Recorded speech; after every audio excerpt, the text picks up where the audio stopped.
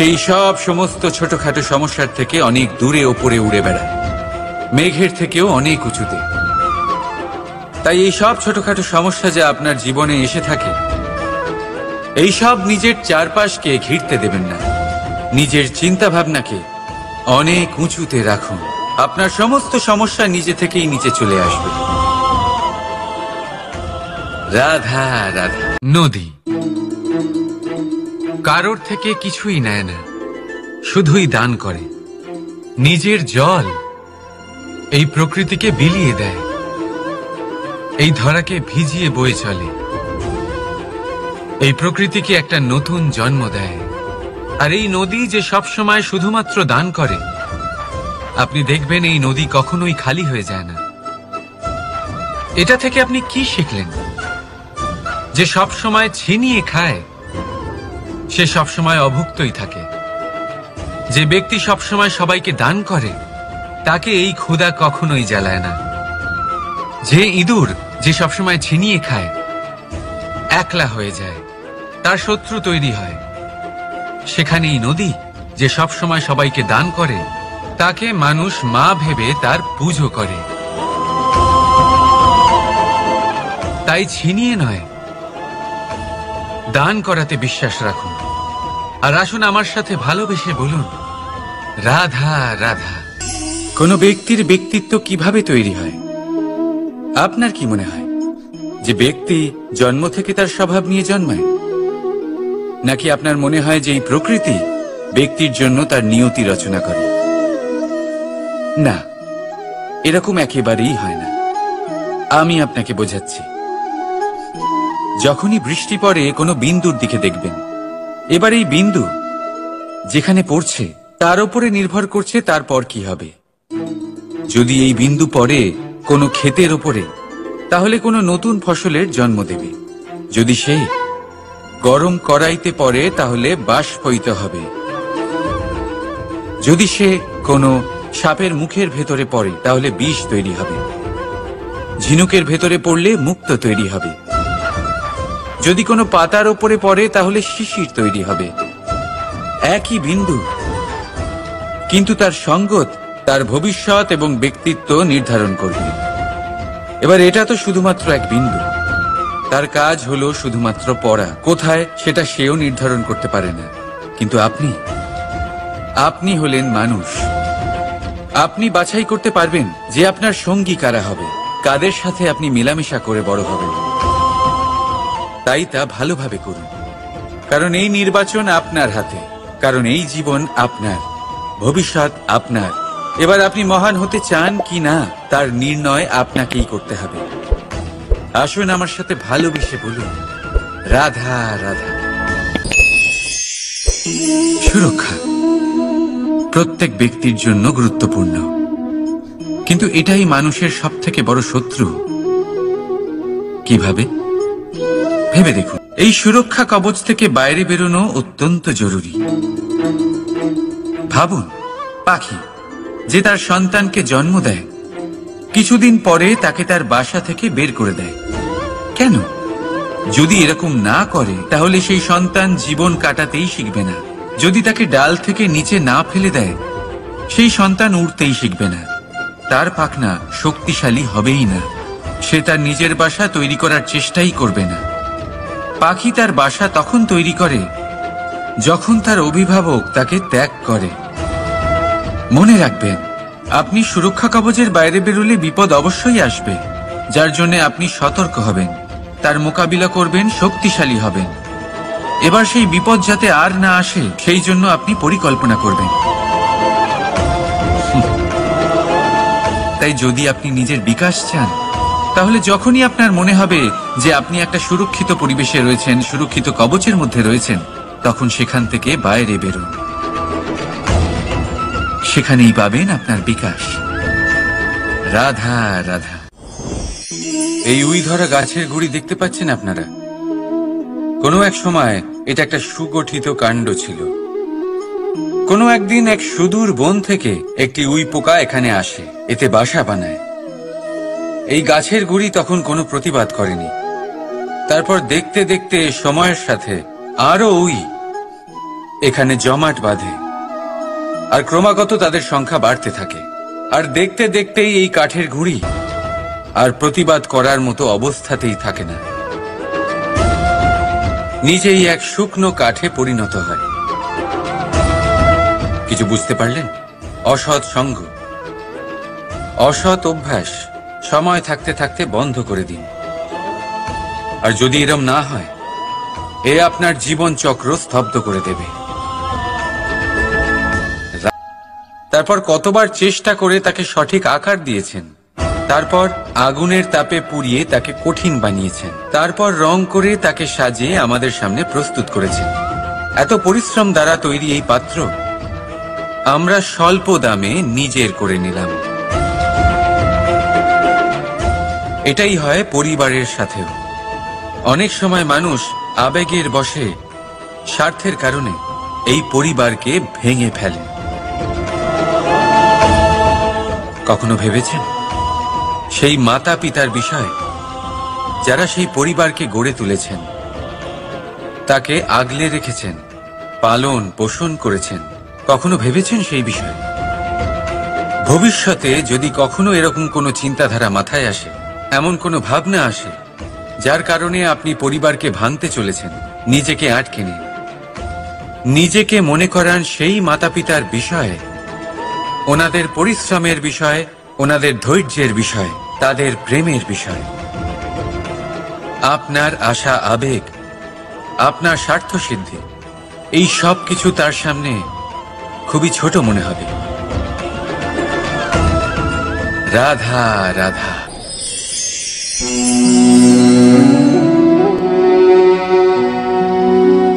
করে দিলাম শেষ।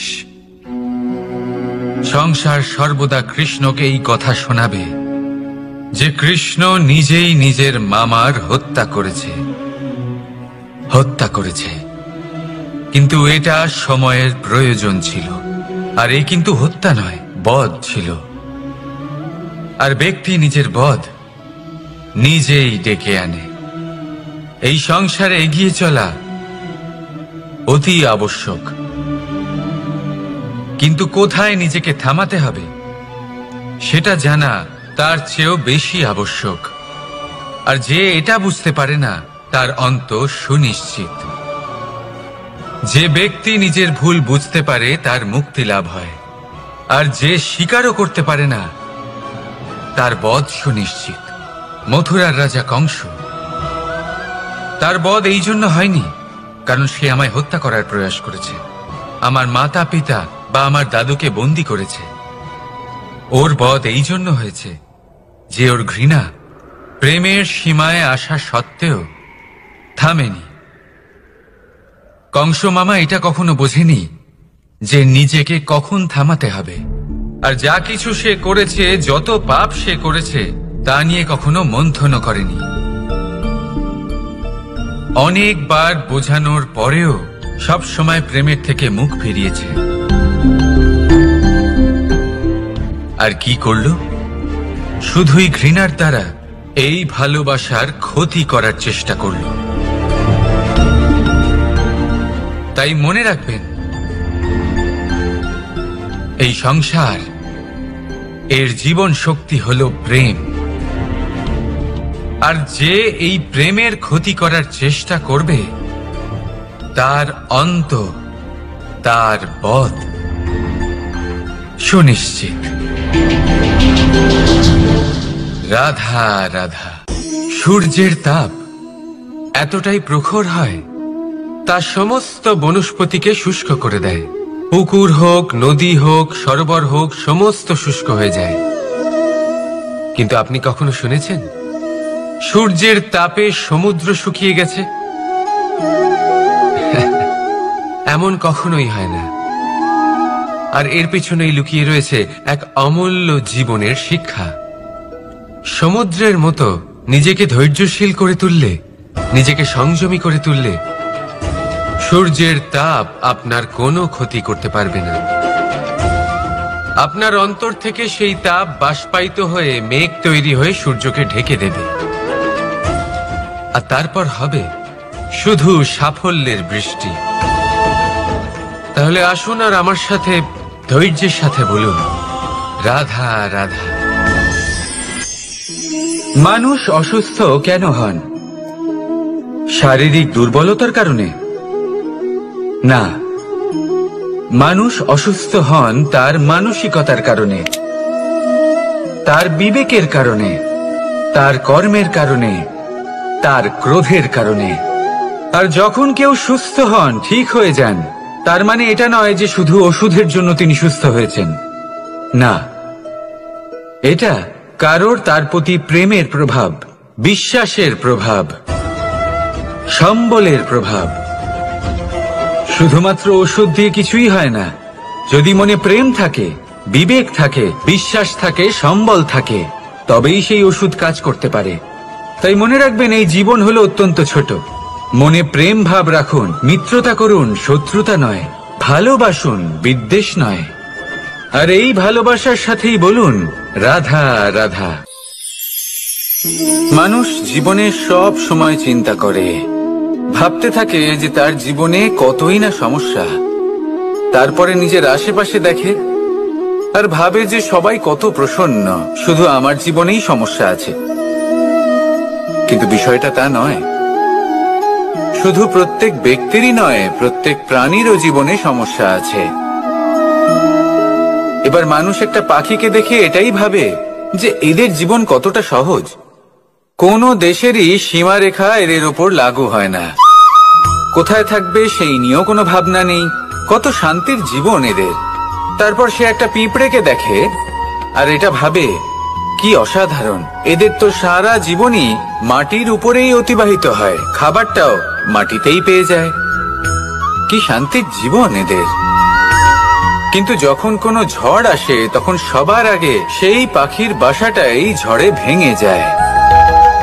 এই পাখি যে শাখাতেই গিয়ে বসে পড়ুক, তাদের উপর সবসময় সংকট থাকে যে ওপর থেকে কোনো বড় পাখি এসে তাদের উপর প্রহার না করে, তারা নিজেদের প্রাণ না হারায়। আর যদি কথা বলি পিঁপড়েকে নিয়ে, এদের উপর সবসময় সংকট থাকে যে কোনোভাবে বাতাস বা জল এদের ভাসিয়ে না নিয়ে যায়, কোনো প্রাণী ওকে পা দিয়ে পিষে না দেয়, এই পিঁপড়ে পিষ্ট হয়ে না মারা যায়।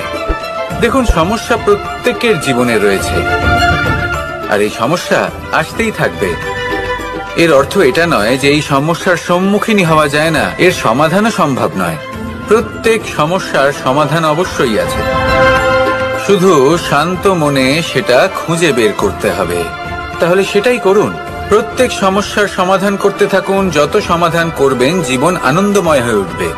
যদি সমাধান না করেন, তাহলে আজীবন দুঃখই পেতে থাকবেন। আসুন আমার সাথে ভালোবেসে বলুন, রাধা রাধা। কর্ম, ধর্ম আর কর্তব্য, এই তিনটি একে অপরের সাথে জড়িত। আর অনেক সময় এই তিনটি পালন করতে করতে আমাদের সেই ব্যক্তির সামনে গিয়ে দাঁড়াতে হয়, তার বিরুদ্ধেই যেতে হয়, যাকে আমরা সব থেকে বেশি ভালোবাসি। কিন্তু সেইখানে এই যুদ্ধ কোনো ব্যক্তিগত যুদ্ধ থাকে না। এ হলো কর্ম, ধর্ম আর কর্তব্যের যুদ্ধ।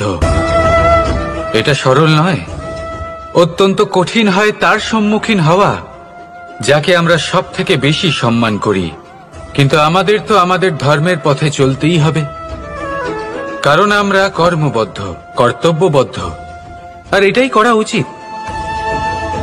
শুধু এটুকু মনে রাখবেন, যদি আপনার উদ্দেশ্য শুভ হয়, আপনার ভাবনা শুভ হয়, আপনি যদি কর্ম, ধর্ম আর কর্তব্যের পথে অগ্রসর হন, তাহলে এই প্রক্রিয়াতে যদি আপনাকে আপনার আরাধ্যেরও সামনে দাঁড়াতে হয়, তাহলেও আপনার কোনো ক্ষতি হবে না।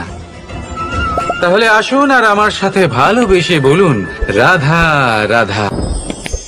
সাথী, সাথী এই শব্দটির ব্যাখ্যা কে কিভাবে করে? মিত্র, সখা, বন্ধু।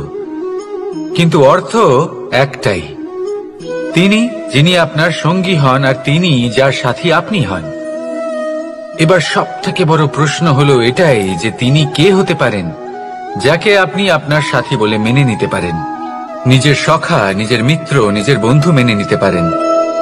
আপনার সাথী হলেন তিনি যিনি দুঃখের সময় আপনার পাশে থাকবেন, আপনার হাত ধরে থাকবেন, আপনার সাথী হলেন তিনি, যার হাত আপনি নিজের সুখের দিনে ধরে থাকবেন। সেই সাথীরই হাত ধরুন, যিনি দুঃখে সবসময় আপনাকে সাহায্য করার জন্য তৎপর হয়ে থাকেন, আপনার পাশে থাকেন, আর যাকে সুখের দিনে আপনি আপনার সাথে রাখতে পারেন। আর যখন আপনার সাথে আপনার এই সাথী থাকবে, তখন আপনি এটা বুঝবেন যে যখন জীবনে দুঃখ আসে, তখন এই দুঃখ কমে যায়, সবার মধ্যে ভাগ হয়ে যায়। আর যদি তখন সুখ আসে, তাহলে সেটা সবার উপস্থিতিতে আরো বেড়ে যায়। এটাই হলো প্রেম, এটাই হলো ভালোবাসা, এটাই হলো সঙ্গ। যেমন সম্পর্ক আমার আর রাধার মাঝে।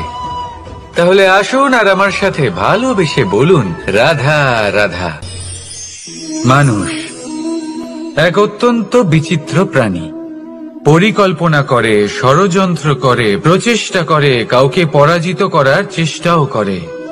সাপকে একটা দড়ি মনে করে হাতে চেপে ধরার চেষ্টা করে, কিন্তু একটা কথা বুঝতেই পারে না, সময়ের এই সাপ, এটা হাতে চেপে ধরাই যায় না। আর আপনি যা করবেন তা আবার ফিরে আসবে আপনারই সামনে।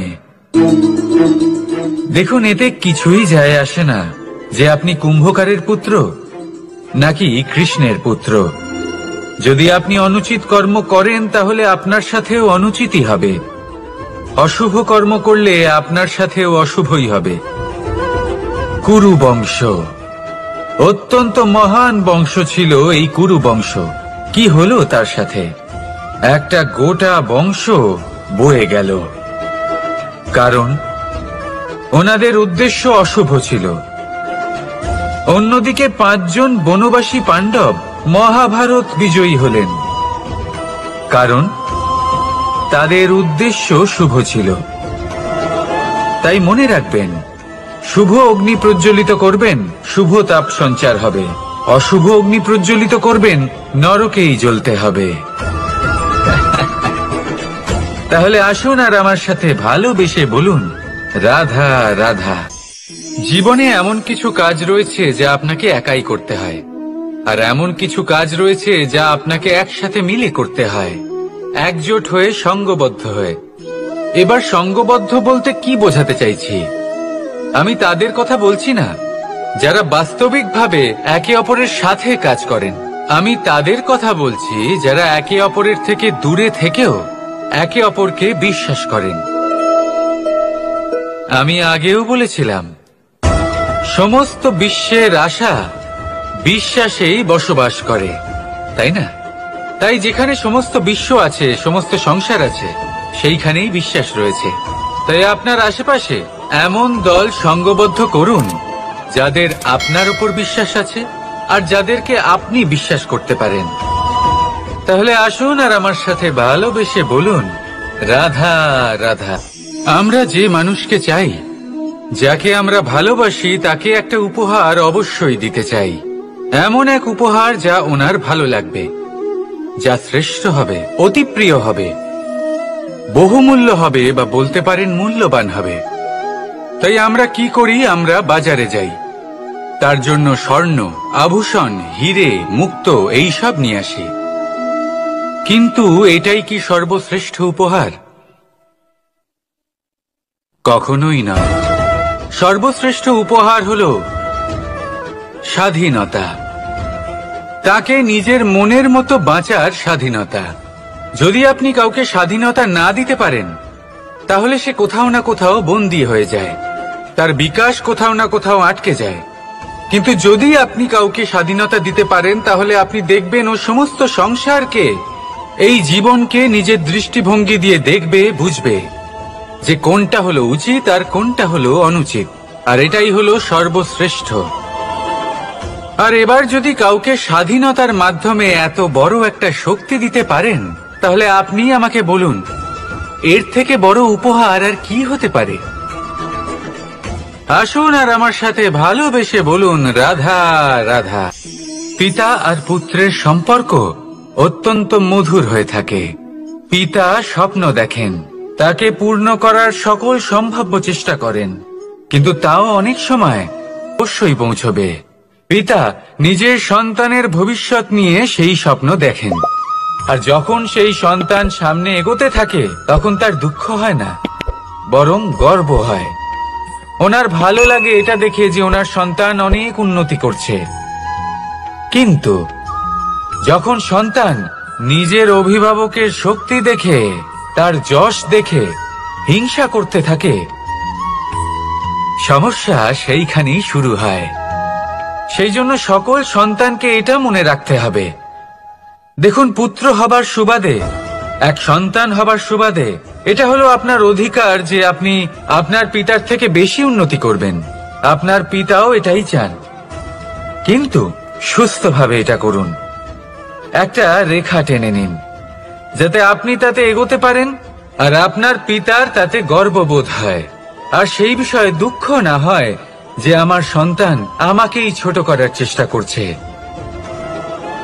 ইতিহাস সাক্ষী রয়েছে, যে মানুষ অন্য কাউকে ছোট করার চেষ্টা করেছেন সেই মানুষই ছোট হয়ে গেছেন। আর আমার মনে হয় না আপনি এটা চান, কারণ কোনো একদিন আপনিও কারোর পিতা হবেন। আসুন আমার সাথে ভালোবেসে বলুন, রাধা রাধা। প্রেম এই সংসারে এসেছিল এই সংসারকে প্রেমের শিক্ষা দেওয়ার জন্য, এই জীবনের সুখের অনুভূতি আসলে কি তা শেখানোর জন্য। কিন্তু যদি সত্যি কথা বলি তো আমি নিজেই প্রতিদিন প্রেমের নতুন নতুন স্বরূপ দেখতে পাই, প্রেমের একটা নতুন অনুভূতি প্রত্যেক নতুন দিনে। আর তার কারণ হলো এই প্রেম অনন্ত, এ হলো দৈব। প্রেম হলো এই সংসারের সব থেকে বড় ঢাল এবং সব থেকে বড় অস্ত্র। এই প্রেম ছাড়া না কোনো ন্যায় হয় আর না কোনো শাস্ত্র, না জীবন আছে আর না অন্ত। এবার যদি এই প্রেম মনের মধ্যে বাস করতে শুরু করে তাহলে কখনো কোনো সমস্যাই হবে না, আর যদি হয়েও থাকে তাহলে তা স্থায়ী হবে না। এই প্রেম কি না করতে পারে? এই প্রেম সমস্ত সমস্যা মিটিয়ে ফেলতে পারে, আপনার মনের মধ্যে অহংকারকেও বিনাশ করে দিতে পারে, আপনাকে সাক্ষাৎ ঈশ্বরের সাথে দেখা করাতে পারে। তাই প্রেমের দ্বারা প্রয়াস করতে থাকুন, এই সংসারের প্রত্যেক মানুষকে, প্রত্যেক বস্তুকে, প্রত্যেক জীব জন্তুকে ভালোবাসবেন। আর এই প্রেমের দ্বারাই বলুন, রাধা রাধা। আজ আমি আপনাকে এমন এক গল্প শোনাবো যা আমার নন্দ বাবা আমাকে শুনিয়েছিলেন যখন আমি ছোট ছিলাম। কাহিনী একজন সাধু আর একজন বিছের। একবার এক সাধু নদীর পাড়ে স্নান করছিলেন। উনি দেখলেন যে জলের প্রবাহে একটা বিছে ভেসে যাচ্ছে। তার প্রাণ বাঁচানোর জন্য উনি তাকে তুলে নদীর পাড়ে রাখার চেষ্টা করলেন, কিন্তু যেই সেই বিছেকে উনি হাতে তুললেন সেই বিছে ওনাকে কামড়ে দিল। সাধু আবার চেষ্টা করলেন, সেই বিছেকে হাতে নেওয়াতে সে আবার তাকে কামড়ে দিল। আরো একবার চেষ্টা করাতে ওনার শিষ্য ওনাকে জিজ্ঞেস করল, এ আপনি কি করছেন গুরুদেব? এসব কি হচ্ছে? আপনি তারই প্রাণ বাঁচানোর চেষ্টা করছেন যে আপনাকে কামড়ে দিচ্ছে। গুরুদেব উত্তর দিলেন যে ও বিছে হয়েই নিজের কর্ম করছে, নিজের প্রবৃত্তি, নিজের ব্যবহার বদলাচ্ছে না। তাহলে আমি সাধু হয়ে তা কেন বদলাবো? এর তাৎপর্য হলো সরল, যে সংসারে কিছু মানুষ আছেন যারা হয়তো খারাপ, দুষ্ট প্রকৃতির, আর হয়তো তারা কখনোই বদলাবেন না, কখনোই কোনো পরিবর্তন আসবে না। কিন্তু তার মানে এই নয় যে আমরা আমাদের কর্ম করা ছেড়ে দিই, আমরা আমাদের প্রচেষ্টা ছেড়ে দেব। আগে না, আমাদের তো করতেই হবে, কারণ ইতিহাস সাক্ষী আছে যে এই চেষ্টা এই সংসারের ধারাকেও বদলে দিতে পারে। তাহলে আপনিও আসুন আর আমার সাথে ভালোবেসে বলুন, রাধা রাধা। ভাগ্য, কত সুন্দর শব্দ এই ভাগ্য, কিন্তু যতটা সুন্দর ঠিক ততটাই রহস্যময় এই শব্দ। কখন কি হবে কেউ জানে না। লোকে বলে যে ভাগ্যে যা লেখা আছে তার চেয়ে বেশি কিছুই পাওয়া যায় না, তার চেয়ে কমও কিছুই পাওয়া যায় না। নিয়তির যা রচনা তা কখনো মোছা যায় না। কিন্তু কেউ এইটা বোঝে না যে নিয়তি আপনার কর্মের দ্বারা বদলায়।